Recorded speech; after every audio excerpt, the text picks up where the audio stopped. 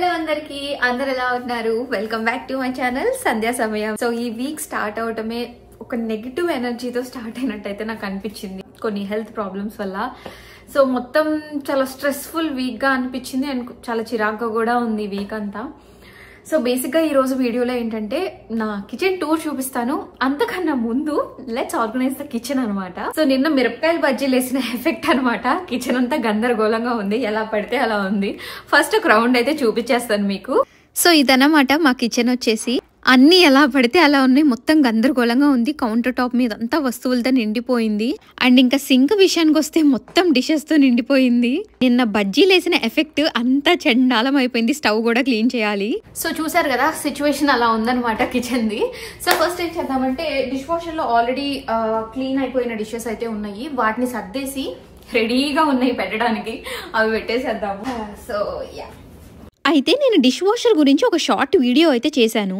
చాలా మంది negative comments అయితే వచ్చేసినాయి నాకు అంత బద్ధకం ఏంటి నీకు అంట్లు కూడా కడుక్కోలేకపోతున్నావా ఇది కూడా లేకపోతే ఇంకా నీకు పనే ఉంటది అసలు ఇష్టం వచ్చినట్టు అయితే కమెంట్ చేశారు సో అంత నెగిటివ్ గా కమెంట్ చేయాల్సిన అవసరం లేదు అని అయితే నాకు అనిపించింది సో అబ్రాడ్ లో ఏంటంటే ఇల్లు కొన్నా కానీ రెంట్ తీసుకున్నా కానీ ఇంటితో పాటు డిష్ వాషర్ అనేది ఇన్బిల్ట్ వచ్చేసిద్ది సెపరేట్ గా దాన్ని ఏం మేము కొనక్కర్లేదు చాలా మంది నెగిటివ్ గా ఏమన్నారంటే డబ్బులుంటే ఏమన్నా చేస్తారు అంత ఒళ్ళు బద్ధకం ఏంటి అని ఇష్టం వచ్చినట్లయితే కమెంట్ చేశారు సో ఫ్రీగా ఇంట్లో ఉంది వాడితే తప్పేంటి అందులోనూ ఈ డిష్ వాషర్ అనేది చాలా మందికి హెల్ప్ అవుతుంది చాలా మందికి డిషెస్ వాష్ చేసేటప్పుడు బ్యాక్ పెయిన్ వస్తుంది అంతెందుకు నాకు కూడా వస్తుంది అండ్ వాటర్ లో హ్యాండ్స్ ఎక్కువ టైం స్పెండ్ చేసినా కానీ స్కిన్ ఎలర్జీలు అలా వస్తుంటే అలాంటి వాళ్ళకి డిష్ వాషర్ అయితే బాగా హెల్ప్ అవుతుందని నాకు అనిపించింది చాలా మంది ఇంకా అన్నారు వాటర్ చాలా వేస్ట్ అయిపోతుంది అన్నారు కానీ నిజం చెప్పాలంటే డిష్ వాషర్ వల్ల వాటర్ సేవ్ అవుతుంది మనం హ్యాండ్ వాష్ చేస్తేనే చాలా వాటర్ అనేది వేస్ట్ అవుతాయి సో ఎవరి ప్రిఫరెన్స్ వాళ్ళది ఒకళ్ళని అలా తప్పు పట్టడం కరెక్ట్ కాదని నాకు అనిపించింది సో డిష్ వాషర్ లో అన్ని పెట్టలేం కాబట్టి నేను కొన్ని వస్తువులు అయితే హ్యాండ్ వాష్ చేసేస్తున్నాను ఇక్కడ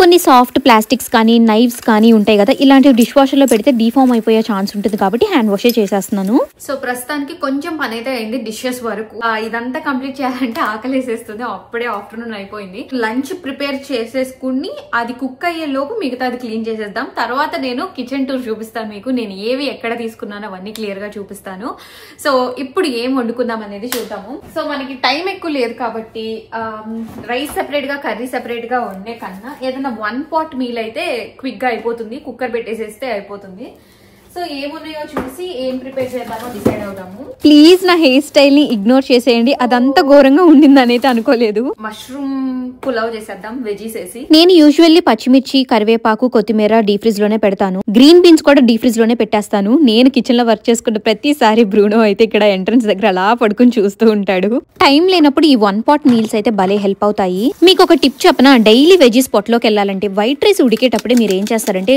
కొన్ని గ్రీన్ బీన్స్ కానీ క్యారెట్ కానీ సన్నగా తరిగేసి రైస్ పెట్టే వాటర్ లో ఉడికిచ్చేసుకుంటే సరిపోతుంది మనం యూజువల్ గా వైట్ రైస్ ఎలా తింటామో ఆ వెజిటబుల్ రైస్ కూడా అలానే తినేసేయచ్చు నాకు ఇంకో డౌట్ ఏంటంటే ఇండియాలో అంటే చిన్న చిన్న ఉల్లిపాయలు దొరుకుతాయి కాబట్టి ఒక కూరకు ఒక ఉల్లిపాయ వేసుకున్నా సరిపోతుంది కానీ ఇక్కడ ఉల్లిపాయలు ఏమో కొబ్బరి బోండం అంత పెద్దగా ఉంటుంది ఒక కూరకు ఒకటి చాలా ఎక్కువైపోతుంది సో సగం వాడి మిగతా సగాన్ని ఏం చేయాలో అర్థం కాదు ఫ్రిడ్జ్ లోనేమో పెట్టద్దంటారు మీకేమైనా ఐడియాలు ఉంటే నాకు చెప్పండి సో ఇక్కడైతే నేను మష్రూమ్ పులావ్ స్టార్ట్ చేశాను అనమాట చేయటం నేను ఒక 6 months నుంచి ఓన్లీ కోకోనట్ ఆయిలే వాడుతున్నాను అనమాట కర్రీస్ కి దాన్ని నెయ్యి యూస్ చేస్తాను ఫస్ట్ అయితే నేను డ్రై స్పైసెస్ వేసేసి ఉల్లిపాయ పచ్చిమిరకాయ కూడా వేసాను తర్వాత కొంచెం అల్లం వెల్లుల్లి పేస్ట్ వేగిన తర్వాత మనం కట్ చేసి పెట్టుకున్న వెజీస్ అన్ని వేసేయటమే టైం లేనప్పుడు ఇలా ట్రై చేయండి తప్పకుండా మీకు నచ్చుతుంది నేను గ్యారంటీ ఈ లోపు బియ్యం కూడా నేను వాష్ చేసి పెట్టేసుకున్నాను తర్వాత దాంట్లోకి కొంచెం పెరుగు ఉప్పు కారం ధనియాల పొడి గరం మసాలా వేసేసుకుని బియ్యం కూడా వేసుకుని 1 గ్లాసు బియ్యానికి నేను 1.5 గ్లాసు వాటర్ అయితే పోసి కుక్కర్ పెట్టేశాను రైస్ అయితే ప్రెషర్ కుక్ పెట్టేశాను ఇప్పుడు క్విక్ గా కిచెన్ అయితే సర్దేసి మీకు కిచెన్ టూర్ అయితే ఇస్తాను సో పదండి సో ఫస్ట్ నేను వంట చేయడానికి యూజ్ చేసిన వస్తువులు అయితే కడిగేస్తున్నాను నెక్స్ట్ స్టవ్ క్లీనింగ్ పెట్టుకున్నాను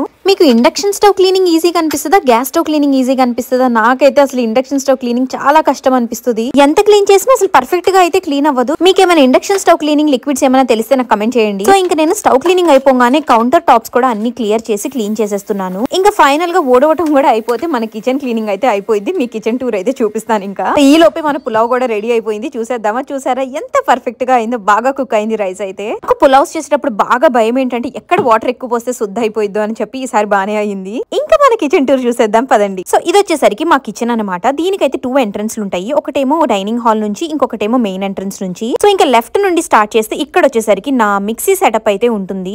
ఈ బ్లెండర్ నేను కాస్కోలో తీసుకున్నాను. నా ఫేవరెట్ బ్లెండర్ ఇదైతే. ఈ బ్లెండర్ తీసుకోకముందు దోశలు కానీ ఇడ్లీ పిండి కానీ అసలు ఏ పిండి రుబ్బేదాని కాదు, ఎలాగో అవ్వదు అని చెప్పి ఇది ఎప్పుడైతే లైఫ్ లోకి వచ్చిందో మంచిగా దోశలేం కర్మ గారెలు కూడా వేసుకుని తినేస్తున్నాము. ఈ బ్లెండర్ తో మనం వెజిటబుల్స్ చాప్ చేసుకోవచ్చు, వెజిటబుల్స్ గ్రేట్ చేసుకోవచ్చు, చపాతీ పిండి కలుపుకోవచ్చు, జ్యూసులు చేసుకోవచ్చు, పచ్చళ్ళు అన్ని చేసుకోవచ్చు. అన్ని సెటప్ అయితే ఇచ్చారు. ఈ నింజా బ్లెండర్ అయితే ఇంకా కాస్కోలో ఉంది. ఎవరికైనా కావాలంటే వెళ్ళి తీసుకోవచ్చు. తీసుకుంటే మాత్రం అస్సలు రిగ్రెట్ అవ్వరు. ఇంకా ఆ పక్కకు వచ్చేసరికి ఇది వచ్చేసరికి పనీని మేకర్ అనమాట. దీన్ని యూజువల్ గా మేము శాండ్విచ్ చేసుకోవడానికి కానీ లేదా బ్రెడ్ ని టోస్ట్ చేసుకోవడానికి కానీ యూజ్ చేస్తాము. దాని కిందకు వచ్చేసరికి ఇక్కడ మన డిష్ వాషర్ అయితే ఉంటుంది. ఇందాక ఆల్రెడీ చూపించాను కదా, ఇంకా అయితే ఫిల్ అవ్వలేదు, సో ఆన్ చేయలేదు నేను ఇంకా. సో ఇంకా డిష్ వాషర్ పైన వచ్చేసరికి డిష్ డ్రైయింగ్ ర్యాక్ అయితే ఉంటుంది. సో యూజువల్ గా డైలీ క్విక్ గా వాడే వస్తువులన్నీ అయితే నేను డిష్ ర్యాక్ లో పెట్టేసుకుంటాను. ఆ ర్యాక్ కింద అయితే నేను ఈ వాటర్ అబ్జార్బింగ్ క్లాత్ అయితే పెట్టేశాను అనమాట. సో వాటర్ ఏదైనా కారినా కానీ ఆ డిషెస్ నుంచి పీల్ చేసుకుంటుంది, ఎప్పుడు డ్రైగానే ఉంటుంది అది. ఇంకా ఆ పక్కన వచ్చేసరికి మా సింక్ అయితే ఉంది. నాకైతే మా సింక్ అస్సలు నచ్చదు. నాకు డ్యూయల్ సింక్ అంటే బాగా ఇష్టము. అండ్ కొంచెం డెప్త్ ఎక్కువ ఉంటే డిషెస్ కడిగేటప్పుడు కూడా ఆ వాటర్ మన మీద చిమ్మకుండా ఉంటుంది. అండ్ ఆ పైన వచ్చేసరికి నేను నెక్స్ట్ ఇయర్ కానీ కాకరకాయ గింజలు, బెండకాయ గింజలు, ఇట్లా ఎండుమిర్చి అలా పెట్టాను అనమాట.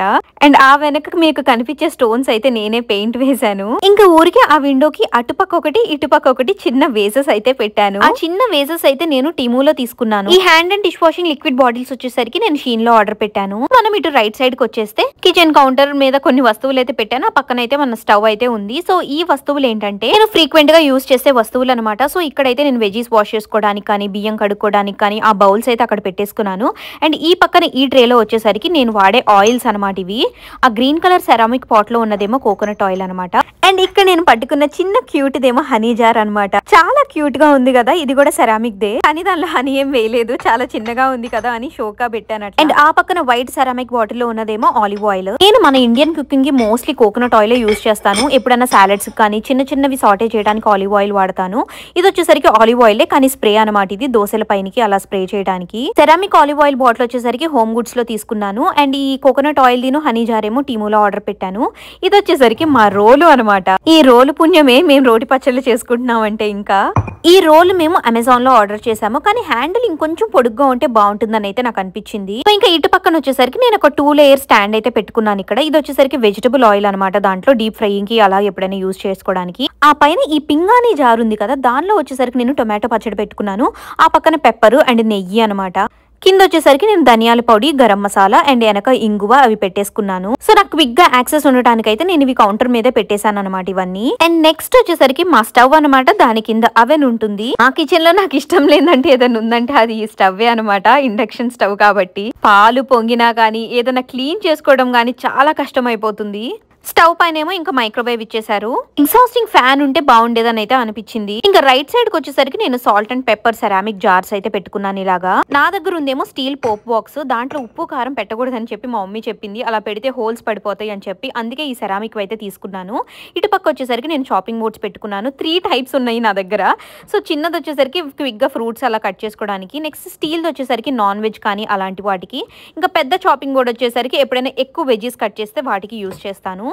ఇది వచ్చేసరికి నైఫ్ స్టాండ్ అనమాట. ఇది నేను ఐకియాలో తీసుకున్నాను. ఇంకా వెనక వచ్చేసరికి ఇంకా స్పూన్స్ అనమాట. నేను కర్రీలోకి యూజ్ చేసేవి. స్టీల్ వి తక్కువే ఉంటాయి, గీతలు పడతాయి నాన్ స్టిక్ అయితే అని చెప్పి మోస్ట్లీ సిలికాన్ అండ్ వుడెన్ స్పూన్సే వాడతాము. సో వాటిని అయితే నేను ఇలా అరేంజ్ చేసేసుకున్నాను, అన్ని టైప్స్ ఆఫ్ స్పూన్స్. ఈ స్పూన్స్ ఇవన్నీ అయితే నేను అమెజాన్ లోనే ఆర్డర్ పెట్టాను. సో ఇంకొక విషయం ఏంటంటే ఇక్కడ ఈ కిచెన్ కౌంటర్ టాప్ ని స్టవ్ ని సెపరేట్ చేస్తూ మాకు ఒక గ్యాప్ అయితే ఉంటుంది. ఆ గ్యాప్ లో ఏమవుతుందంటే మనం ఏదైనా కుక్ చేసినా ఎగిరి ఆ గ్యాప్ లో పడిపోతున్నాయి అనమాట. అవి మనం క్లీన్ చేసుకోవడానికి కూడా కుదరదు. సో నేనైతే ఇవి షీన్ లో ఆర్డర్ చేశాను అనమాట. ఈ గ్యాప్ ని ఫిల్ చేసేస్తూ సో ఏమి దాంట్లో ఇంకా పడిపోకుండా ఉంటది. సో అదనమాట. ఇదంతా వచ్చేసరికి నా స్టవ్ ఏరియా. ఇంకా మిగతా స్పైసెస్ చిన్న చిన్నవి అవన్నీ నేను స్టవ్ పక్కన ఉన్న పైన ర్యాక్ లో అయితే సర్దేసుకున్నాను. సో ఈ 3 లేయర్ స్పైస్ ర్యాక్ అయితే నేను టీమూలో తీసుకున్నాను అనమాట. ఆ వుడెన్ది. దానిపైన మనం సర్దుకుంటే వెనకాల ఉన్నాయి కూడా క్లియర్ గా కనిపిస్తాయి ముందుకి. నేనేదో కిచెన్ టూర్ చేయాలని చెప్పి అన్ని పర్ఫెక్ట్ గా అయితే అస్సలు సర్దలేదు. డైలీ ఎలా ఉంటుందో అలానే చూపించేస్తున్నాను. ఇది వచ్చేసరికి స్టీల్ పోప్ బాక్స్. దీంట్లో సాల్ట్ కారం వేయొద్దు అన్నారని నేను ఇంకా సెరామిక్ వి తీసుకున్నాను. ఇంకా రైట్ సైడ్ కి వచ్చేసరికి మన ఫ్రిడ్జ్ అనమాట. కింద వచ్చేసరికి ఫ్రీజర్, పైన 2 మామూలుగా రిఫ్రిజిరేటరే. అండ్ ఇక్కడ మీకు చూపించాల్సింది ఇంకోటి ఏంటంటే ఏంటంటే ఈ డోర్ హ్యాండిల్స్ కి మనం ఏ చేతులతో పట్టుకుంటామో తెలియదు కదా, సో మరకలు అయిపోతాయి, మాస్కుల్ లాగా కనిపిస్తుంది అని చెప్పి నేనైతే ఈ ఫ్యాబ్రిక్ అయితే ఆర్డర్ పెట్టాను అనమాట టీములో. మనం డైరెక్ట్ గా హ్యాండిల్స్ ని పట్టుకోం కాబట్టి మరకలు అంతా కనిపించవు. మనకు కావాల్సినప్పుడు ఈ క్లాత్ ఫ్యాబ్రిక్ అయితే మనం వాష్ చేసేసుకోవచ్చు. ఇంకా రైట్ సైడ్ కి వచ్చేసి నా ప్యాంట్రీ ఉంది అండ్ ఇంకా కౌంటర్ టాప్ కూడా ఉంది. సో ఫస్ట్ అయితే కౌంటర్ టాప్ కవర్ చేసేస్తాను, తర్వాత నేను ప్యాంట్రీ చూపిస్తాను. సో సైడ్ కి వచ్చేసరికి ఇలా ఇంకొక కౌంటర్ టాప్ అయితే వచ్చింది. ఇక్కడ మోస్ట్లీ నేను పేపర్ టవల్ కానీ కాఫీ మెషిన్, ఎయిర్ ఫ్రైయర్స్ ఇవి ఉంటాయి అనమాట ఇక్కడ. సో ఇది వచ్చేసరికి కాఫీ మెషిన్ అనమాట, నింజా వాళ్ళది. ఇది కూడా మేము కాస్ట్కోలోనే తీసుకున్నాము. నాకు కాఫీ టీ అలవాట్లేదు, మోస్ట్లీ హర్షణ యూజ్ చేస్తాడు దాన్ని. ఇంకా ఇటు పక్కకు వచ్చేసరికి ఇది ఎయిర్ ఫ్రైయర్ అనమాట.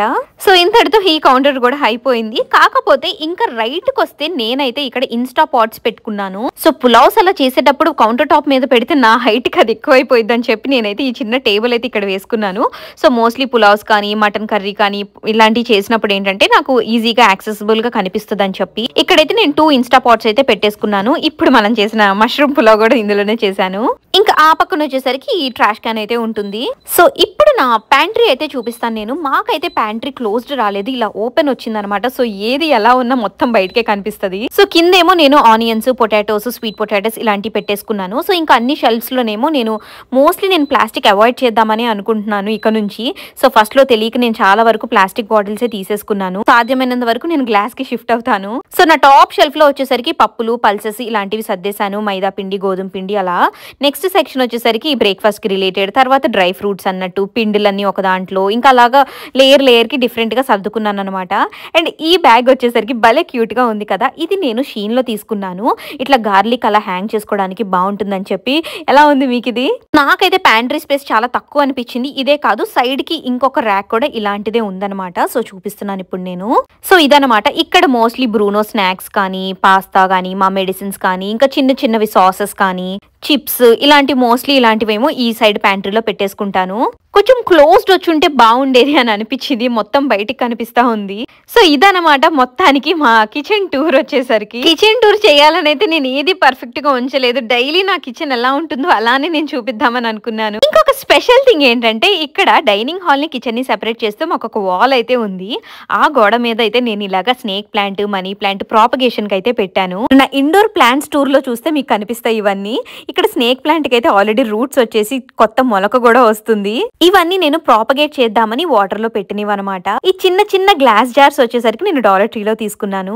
సో అదనమాట మొత్తానికి నా కిచెన్ టూర్ వచ్చేసరికి. మీకు ఏమైనా క్వశ్చన్స్ ఉంటే నన్ను అడగండి. ప్రస్తుతానికైతే మనం మష్రూమ్ పులావ్ ఎంజాయ్ చేద్దాం పదండి. థ్యాంక్ గాడ్ ఈసారి అయితే శుద్ధ అవ్వకుండా పర్ఫెక్ట్ గా అయింది పులావ్ అయితే. ఇంకా టేస్ట్ చేసి చూద్దాం. డైలీ 12 కి తినేదాన్ని, ఈ రోజు క్లీనింగ్ వీడియో అంతా అయ్యి 2 అయిపోయింది. ఆహా, వేడిగా తింటుంటే ఎంత బాగా అనిపించిందో. టేస్ట్ అయితే చాలా బాగుంది. టైం లేనప్పుడు మీరు కూడా ఇలా ట్రై చేయండి. నేను తింటుంటే పక్కన బ్రూనో చూడండి ఎంత దిగాలుగా కూర్చున్నాడు. ఫుడ్ తిని 4 రోజులు ఏదో అయిపోయినట్టు. మీకు నా ఈ వీడియో నచ్చిందని నేను అనుకుంటున్నాను.